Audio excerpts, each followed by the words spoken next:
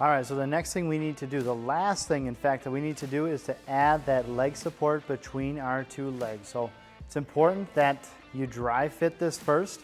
Make sure that that leg support fits between the two legs that you just installed onto your cornhole boards. This support isn't gonna add any extra weight bearing, but it's gonna keep those legs together so that they're easy to function, and they'll actually kind of work as a storage compartment for your bags as well. We're gonna use 2.5-inch screws for this.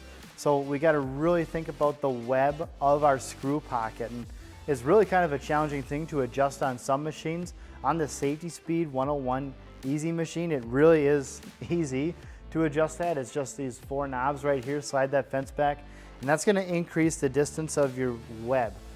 There are other jigs that you can do some math and try and figure that web out for a 2.5-inch piece. For us, it's easy. There's a gauge right here that we utilize, and so I've just slid that fence back for me to make those pocket holes. I'm gonna put 2 on each end, and that's what's gonna hold this piece together inside of those 2 legs.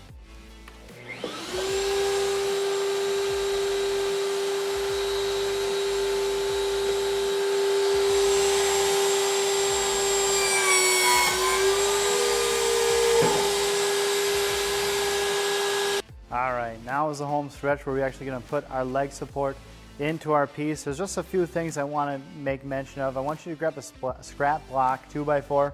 Here's the one I used from earlier. I'm gonna set that down right above the hole inside the cavity of my cornhole set. And that's just gonna help me get this leg support to be lifted off of that surface so that I'm more centered in that between those 2 legs. From there, it's as simple as making sure our drill is set. I'm gonna go about the 10 speed and the lowest speed setting on my drill here. All right, moment of truth. Let's see if it folds. It does, it folds beautifully. Get my scrap block out of there. I have got 1 completed set of cornhole.